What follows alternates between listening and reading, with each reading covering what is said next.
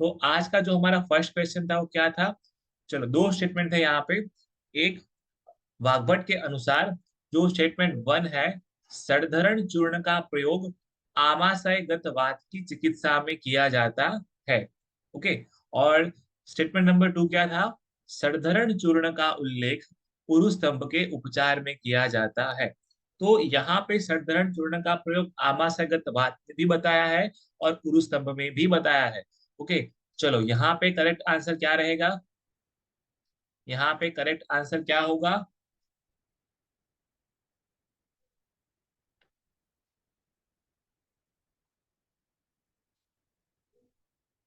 Yes, यहाँ पे correct answer है, both are correct. Okay. Reference है अष्टांग हृदय चिकित्सा स्थान, वात व्याधि चिकित्सा। आमाशय गते वाते, आमाशय गते वायो, वमित प्रतिभोजिते सुखाम्बुना सड़धरणम वचादि वा प्रयोजयेत। तो सड़धरण चूर्ण जो है, ठीक है, वो यहाँ पे आमाशयगत वात में भी और पुरुषतम में भी प्रयोग करना है। चलो, तो यहाँ मुझे बताइए कि दोनों में डिफरेंस क्या है? सड़दरण चूर्ण का प्रयोग हम आमाशयगत वात में भी करते हैं और उरुस्तंभ में भी करते हैं। तो दोनों के बीच में डिफरेंस क्या रह जाएगा? एनीवन?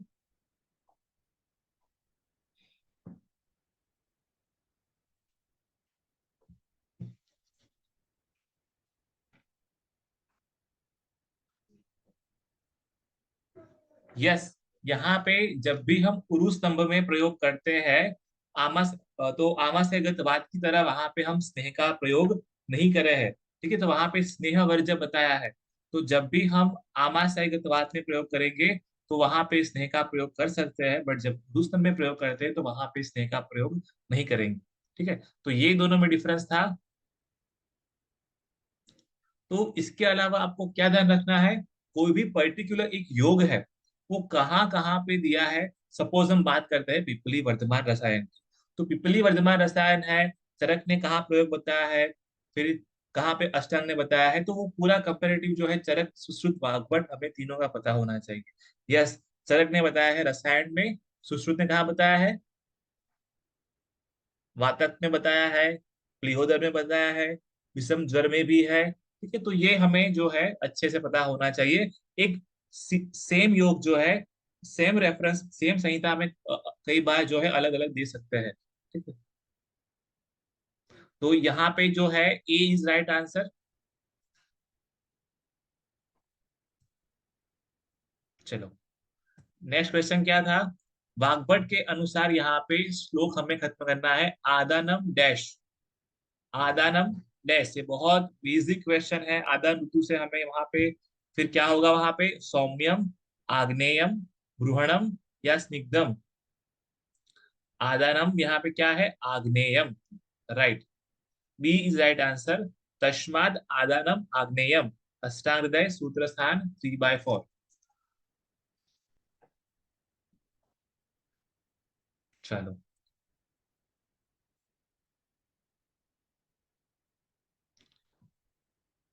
नेक्स्ट क्वेश्चन क्या था हमारा? In which disease child, both child as well as mother, wet nurse are to be given शोधन चिकित्सा? तो ऐसा कौन सा रोग है जहां पे हमें बालक और धात्री दोनों को शोधन करना पड़ेगा? स्कंद ग्रह, बाल शोष, शिरालसक या परिदग्ध छवि? तो यहाँ पे सही आंसर क्या बनेगा?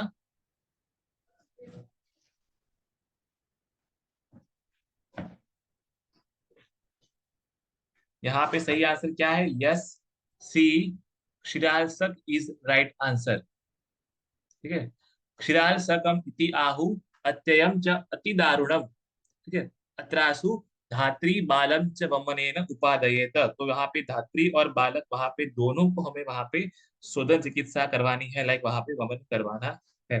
तो कोई भी बाल रोग है, वहां पे भी हमें दोष वहां पे कौन सा इन्वॉल्व है, जो बेसिक फंडामेंटल्स है वो हमें पता होने चाहिए। ओके। चलो, यहाँ पे काश्यप संहिता है, बाल रोग है, जो हमने पढ़ा है तो भी नोट्स में से, तो वो अच्छे से रिवाइज करना है। और वेदना अध्याय, ठीक है, वहां से भी कई बार क्वेश्चन आते हैं। तो ये कॉमन, जो कॉमन नृत्य का एरिया है, वो हमें अच्छे से कवर करना है। चलो, नेक्स्ट क्वेश्चन क्या था? हृदय शोधन में हेम चूर्ण का प्रमाण क्या है? हृदय शोधन में हेम चूर्ण का प्रमाण क्या है? आज हम डिस्कस कर रहे हैं, सारे अष्टांग हृदय के क्वेश्चन थे, ठीक है? तो कहाँ पे रेफरेंस है इसका? Yes, very good. शाण प्रमाण इज राइट आंसर। एक शाण, जब विष चिकित्सा का प्रयोग बताया है ना 7वें अध्याय में, अष्टांग हृदय सूत्र स्थान 7वें अध्याय में जहां पे उन्होंने वर्णन किया है विष का, विष परीक्षा का जहां पे वर्णन किया है अन्न रक्षा अध्याय में, वहां पे उन्होंने बताया है प्रमाण, साणम हेम चूर्ण से दापयेत, ठीक है? शुद्धेरदि ततम साणम हेम चूर्ण से दापयेत। एक क्षण का मतलब जो क्या होगा? एक क्षण का मतलब,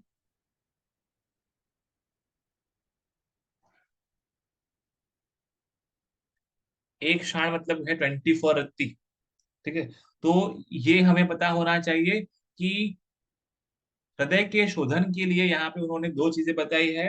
एक तो है ताम्ररजः काले शक शौद्रम, तो ताम्ररज विथ शौद्र एंड एक क्षाण हेमचूर्ण, ये दोनों जो द्रव्य है वो हमें हृदयगत विष में, मतलब जहां पे हमें हृदय का शोधन करवाना है वहां पे प्रयोग करेंगे। तो ये अन्न रक्षा अध्याय में जो विष परीक्षा बताई है वो इम्पोर्टेंट है, आमाशयगत विष है, पक्वाशयगत विष है, वो इम्पोर्टेंट है। चलो, एक क्वेश्चन यहाँ से हम पूछते हैं। बिंदु भी चयो अंगानाम, पूरे बॉडी पे डॉट्स डॉट्स देखने को मिलेंगे। बिंदु भी चयो अंगानाम, तो ये कौन से स्थान में विष गया है उसका लक्षण बताते हैं? यस, आमाशय गति विष का लक्षण है। देखो, अष्टांग हृदय जब भी हम पढ़ते हैं तब हमें खास क्या ध्यान रखना है? जो चरक और सुश्रुत से अलग कंटेंट, देखो बहुत कंटेंट ऐसा है जो पूरा जो है चरक और सुश्रुत से सिमिलर है, तो जो अलग दिया है वो हमें खास पढ़ना है। कुछ रोग के वगैरह के कुछ टाइप्स अलग दिए हैं, कुछ यहाँ पे एक्स्ट्रा कुछ ऐड किया है, उस पर हमारा फोकस जो है ज्यादा होना चाहिए। ओके, चलो।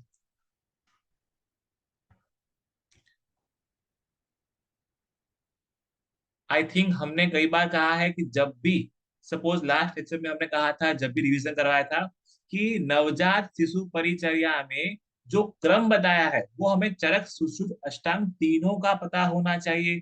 तो यहाँ पे सही सीक्वेंस क्या रहेगी? चलो, यहाँ पे कौन कौन से बताया है?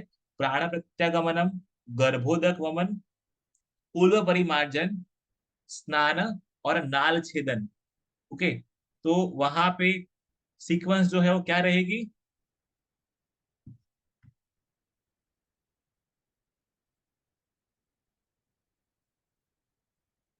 Yes, P S M one जर जो है वो चरक के अकॉर्डिंग है। यहाँ पे अष्टांग हृदय के अनुसार पूछा है, तो अष्टांग हृदय के अनुसार वहां पे सही क्रम उन्होंने क्या बताया है?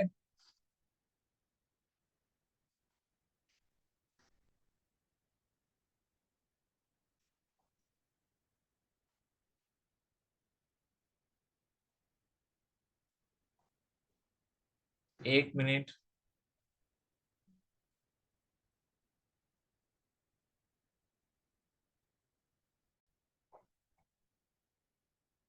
तो यहाँ पे सही क्रम क्या रहेगा? यहाँ पे ए बी सी या डी?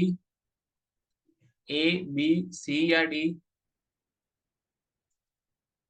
यस, यहाँ पे नोट्स में आपको ये जो ट्रिक है वहां पे अवेलेबल है।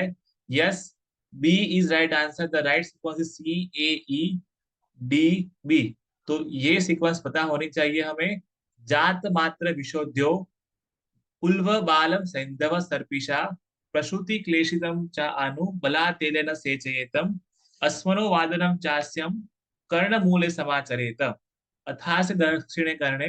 तो यहाँ पे सही सीक्वेंस क्या है? सी ए ई।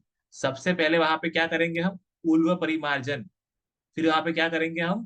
प्राण प्रत्यागमन, फिर वहां पे करेंगे नाल छेदन, फिर स्नान, और लास्ट में बताया है उन्होंने गर्भोदक वमन। ओके, चलो। तो ये पर्टिकुलर जो यहाँ पे संस्कार मतलब जो बताया है सीक्वेंस बताई है उसके अंदर की जो डिटेल है वो भी हमें अच्छे से पता होनी चाहिए। सपोज हम बात करते हैं, मंत्र से जात कर्म किसने बताया है? मंत्र से जात कर्म,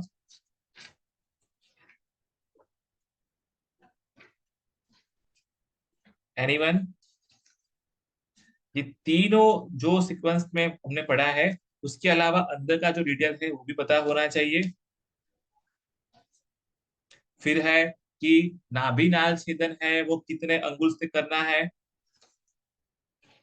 according to Charak, Sushrut and Ashtang, ये हमें पता होना चाहिए। चरक और अष्टांग ने बताया है, चरक और सुश्रुत ने बताया है 8 अंगुल, और अष्टांग ने कहा है 4 अंगुल।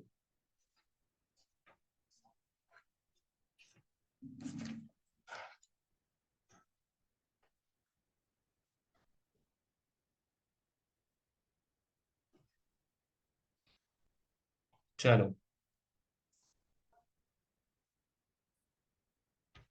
तो इसका मतलब ये होता है कि हमें नवजात शिशु परिचर्या को अच्छे से पढ़ना है। तो ये क्या है?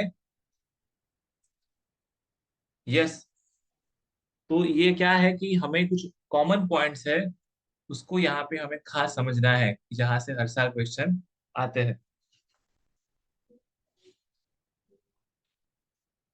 चलो, नेक्स्ट क्वेश्चन क्या था हमारा? अष्टांग हृदय के अनुसार कौन सा लक्षण कफ क्षय में पाया जाता है? तो यहाँ पे क्या होगा? श्लेष्माशय, श्लेष्मक्षय वहां पे क्या होगा? रद द्रव, डी इज राइट आंसर।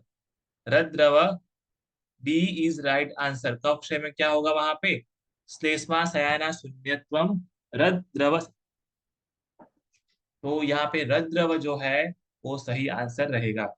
तो देखो यहाँ पे, ये तो हमें अच्छे से पता ही है कि दोष धातु मल क्षय वृद्धि के लक्षण, यहाँ से हर बार एक दो क्वेश्चन आते ही है। तो चरक सुश्रुत अष्टांग तीनों को कंपेयर करके हमें अच्छे से ये समझना है। ओके, चलो हम एक पॉइंट को यहाँ पे डिस्कस करते हैं। संधि शैथिल्य कहाँ बताया है?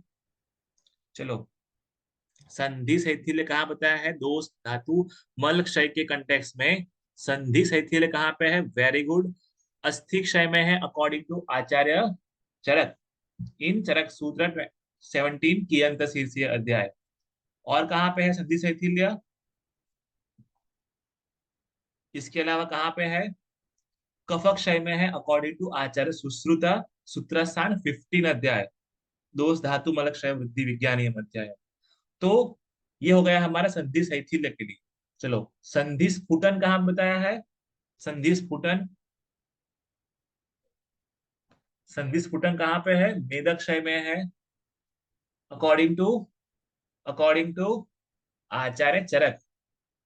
अकॉर्डिंग टू आचार्य चरक संधि स्फुटन इन मेदक क्षय एंड संधि शून्यता, संधि शून्यता अकॉर्डिंग टू आचार्य सुश्रुत इन मेदक क्षय। देखो दोनों में मेदक क्षय में ही है, संधि स्फुटन भी मेदक क्षय में है और संधि शून्यता भी मेदक क्षय में है। बट संधि स्फुटन जो है वो आचार्य चरक ने कहा है, और संधि शून्यता जो है वो आचार्य सुश्रुत ने कहा है। ओके, संधि वेदना, चलो लास्ट एक संधि वाला है। संधि वेदना कहाँ पे है? संधि वेदना, संधि वेदना कहाँ पे है? एनीवन? संधि वेदना।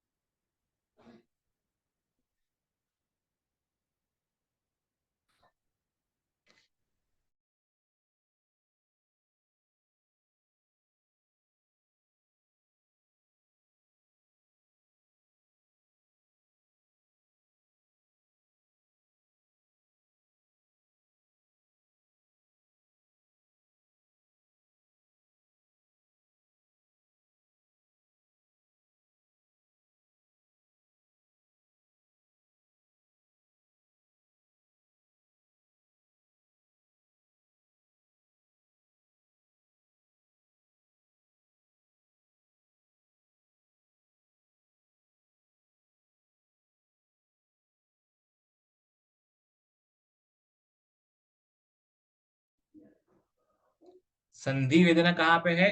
Yes, very good. मास क्षय बताया है संधि वेदना। ओके, चलो अब एक और बात करें। सिरा पूर्णता कहाँ बताया है? सिरा पूर्णता और सिरा शैथिल्य। सिरा पूर्णता एंड सिरा शैथिल्य कहाँ बताया है? सिरा पूर्णता एंड रक्त वृद्धि एंड सिरा शैथिल्य रक्त क्षय। तो ये हमें थोड़ा लॉजिक से हमें समझना है कई बार। ठीक है, या आपने फर्स्ट ईयर सेकेंड ईयर में पढ़ा है, तो यहाँ पे लॉजिक समझकर यहाँ पे हमें आंसर को क्लिक करना है। ओके, चलो एक लास्ट है, धमनी शैथिल्य। धमनी शैथिल्य कहाँ पे है? धमनी शैथिल्य मांसक्षय में है। चलो, तो दोष धातु मल क्षय 3 पॉइंट हमें अच्छे से पता होना चाहिए विथाउट एनी कंफ्यूजन। अगर ये बेसिक क्वेश्चन भी अगर हमने गलत किया, तो ये आपको रैंक को बहुत अफेक्ट कर सकता है। चलो, नेक्स्ट क्वेश्चन था अनुपान से, कि अष्टांग हृदय के अनुसार द्रव्य और अनुपान की सूची को हमें यहाँ पे मिलाना था। तो अष्टांग हृदय में मात्रा स्थितीय अध्याय में इसका रेफरेंस है। अच्छे से वहां पे उन्होंने सारे अनुपान बताए हैं। ओके, तो यहाँ पे कौन कौन से अनुपान थे? यव, शीत जल, सॉरी, यव, यहाँ पे एक मिनट, यव, कृश, पिष्ट पदार्थ और हरित शाक। ओके, तो फिर सामने इंडिकेशन थी क्रूश में। चलो, तो यहाँ पे सही आंसर क्या बनेगा? यहाँ पे ए, बी, सी या डी?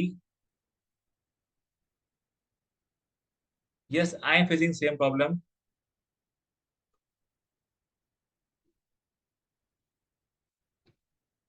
यहाँ पे हमें द्रव्य और उसके अनुपान को हमें यहाँ पे मैच करना है। यहाँ पे हमको द्रव और उसके अनुपान को यहाँ पे मैच करना था। तो यहाँ पे सही आंसर क्या रहेगा अनुपान के लिए?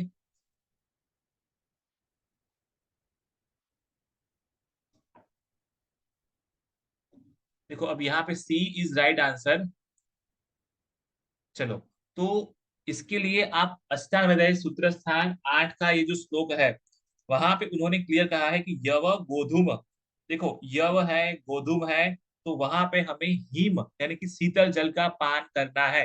तो ये जो यव है, यव पीने के बाद, यव है, गोधूम है, तो वहां पे उसके बाद हमें शीतल जल का पान करना है।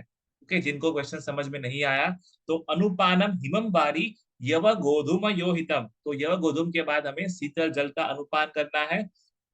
फिर ठीक है, पूरा अब श्लोक ही पढ़ लेते हैं हम।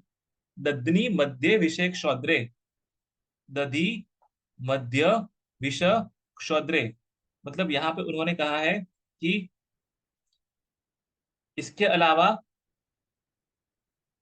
दही है, मद्य है और विष है। ठीक है, वहां पे भी हमें जो है सेम शीतल जल का प्रयोग करना है। तो दही, मद्य, विष, क्षौद्र, यव और गोधूम, इतनी चीजों का सेवन करने के बाद हमें शीतल जल का सेवन करना है।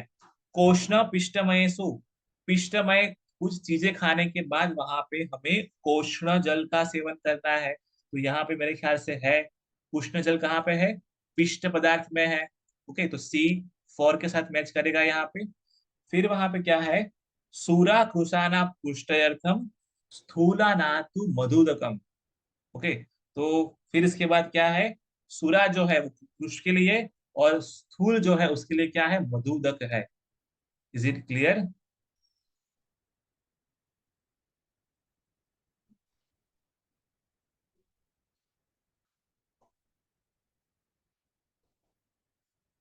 यहाँ पे दूसरे ऑप्शन कहाँ पे है?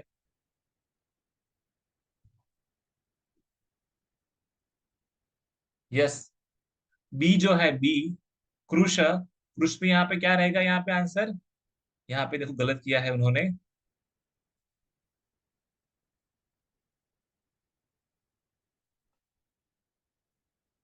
मध्य, ठीक है, वहां पे हमें क्रुश जो है उसके लिए वहां पे सूरा का प्रयोग करेंगे हम।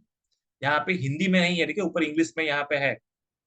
और लास्ट में क्या है? डी, डी में क्या है? हरित शाक। तो हरित शाक में क्या प्रयोग करना है हमें? वहां पे वस्तु, ठीक है, हरीर फाग जो है वहां पे हमें प्रयोग करना है मस्तु।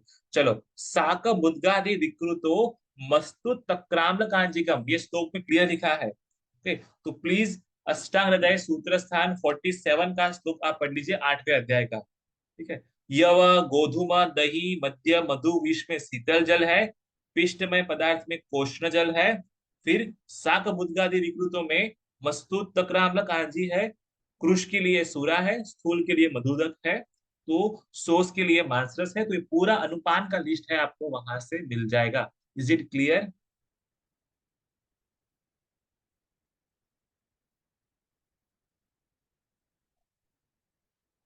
चलो,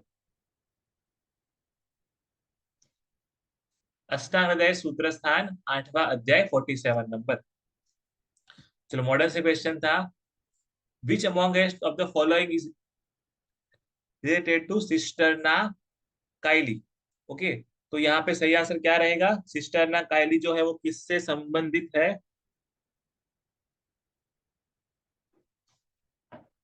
एनीवन? यस, सिस्टरना काइली जो है वो लिम्फेटिक सिस्टम, देखो काइल, काइल से पता चलता है, काइल यूरिया। ठीक है, तो एक काइल से संबंध हमें समझना आना चाहिए कि वो कोई लिम्फ से संबंधित है। ठीक है। चलो, नेक्स्ट आंसर क्या था? सॉरी, नेक्स्ट क्वेश्चन क्या था? यहाँ पे ग्लैंड्स, देखो ये सारी ग्लैंड्स गोविंद पारिक की नोट्स में, आपके मॉड्यूल्स में आपको मिल जाएगी। Small intestine, ligamentum terrace, pancreas. ठीक है, देखो यहाँ पे ए पे क्या है? Small intestine. यहाँ पे नंबरिंग ही गलत की है यहाँ पे शायद, मेरे ख्याल से। चलो, तो यहाँ पे हमें एक लिस्ट को match list one with list two. Small intestine, pancreas, liver and large intestine, ये चार हमारे यहाँ पे मेन एक कॉलम है। स्मॉल इंटेस्टाइन, पेंक्रियास, फिर है लीवर, और एक है लार्ज इंटेस्टाइन। सामने की कॉलम में क्या है? Ligamentum teres, Brunner's gland, goblet cell.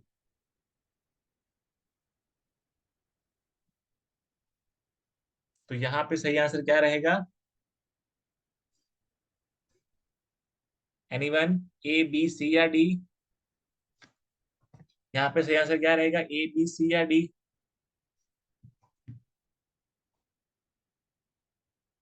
Yes, B is right answer. ठीक है, एनाटॉमी से क्वेश्चन था ये। चलो, तो यहाँ पे स्मॉल इंटेस्टाइन है, वहां पे कौन सी ग्लैंड है? स्मॉल इंटेस्टाइन है, वहां पे कौन सी ग्लैंड आएगी वहां पे?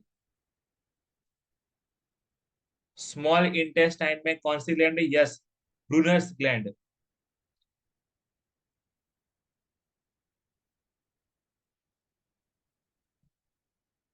गोबलेट सेल कहाँ पे रहेंगे? गोबलेट सेल्स कहाँ पे रहेंगे? गोबलेट सेल्स कहाँ पे रहेंगे? लिगामेंटम टेरिस लीवर में है। गोबलेट सेल्स कहाँ पे है?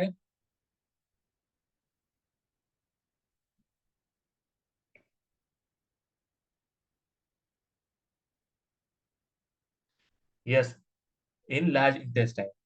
चलो,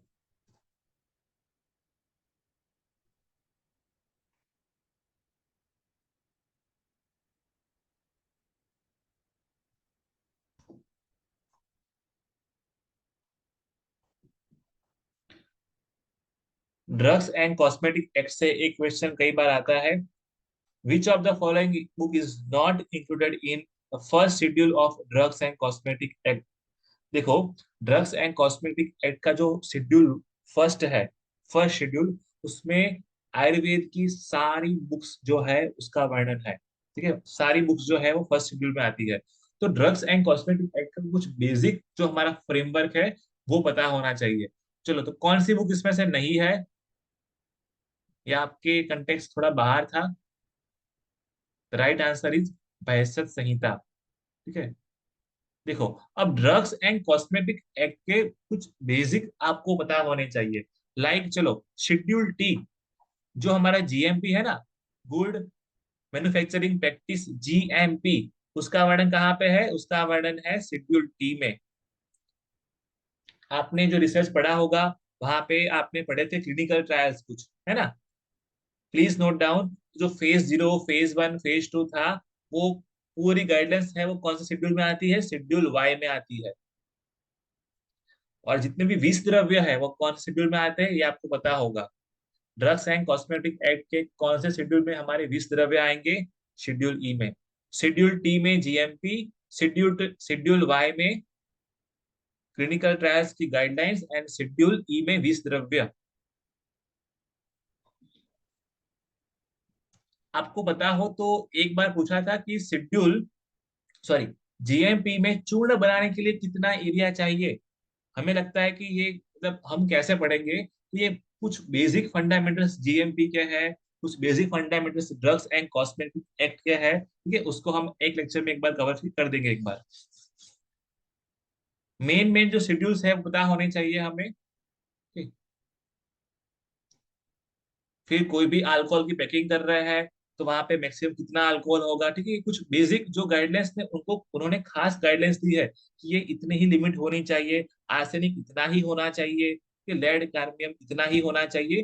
तो ये जो है बेसिक हमें पता होना चाहिए ड्रग्स एंड कॉस्मेटिक एक्ट के बारे में, ठीक ठीक है। हम इसके लिए एक अलग से, ठीक है, लेक्चर ले लेंगे ड्रग्स एंड कॉस्मेटिक एक्ट के लिए। चलो यहाँ पे ये एप्लीकेशन में शो नहीं हो रहा है।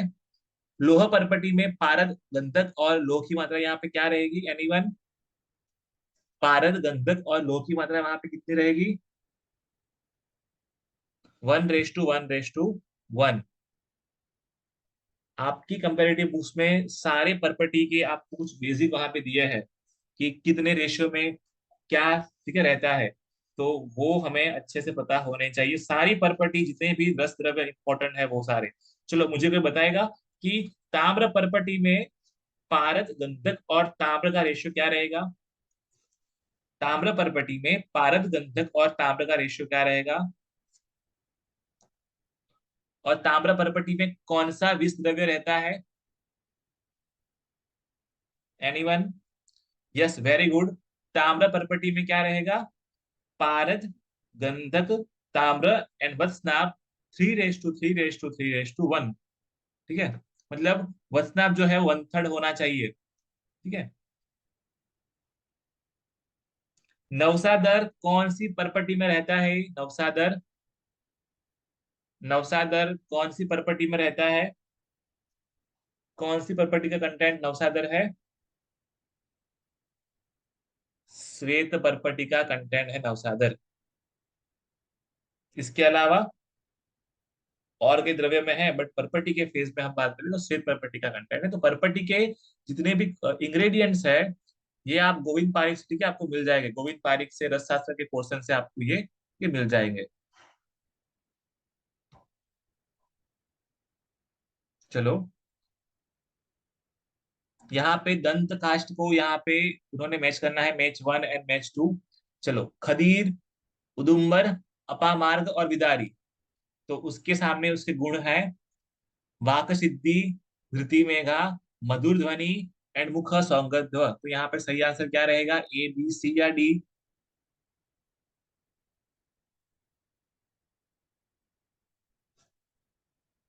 यहाँ पे सही आंसर क्या रहेगा?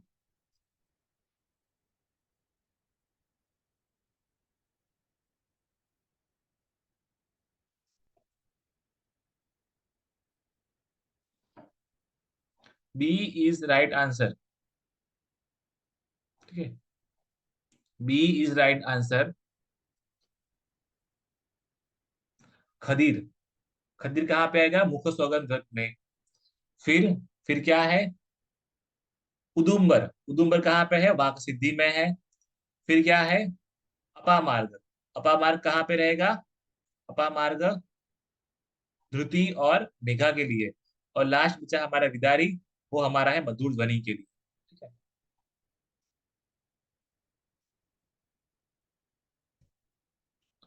तपस्विनी किसका पर्याय है? तपस्विनी, तपस्विनी किसका पर्याय है?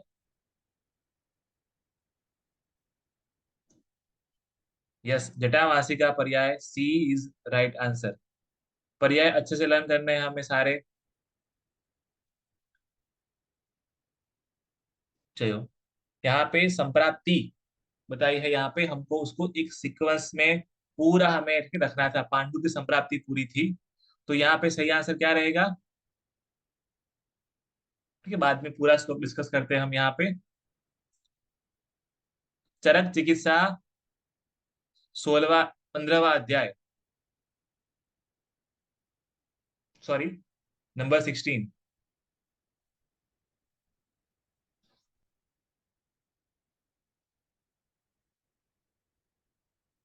इसका सही आंसर क्या रहेगा? D. D is right answer. ये पूरा हमें पता होना चाहिए। समूदृढ़ यदा पित्तम हृदय समवस्थितम, फिर क्या है?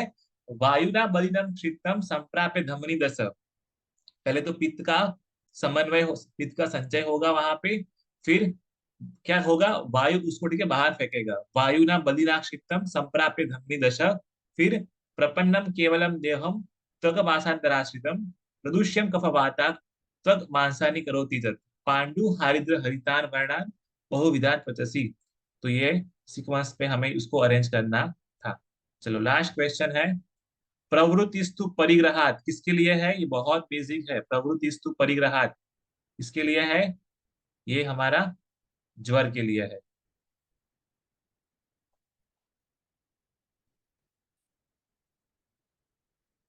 ठीक है, प्रवृत्तिस्तु परिग्रहात। ठीक है।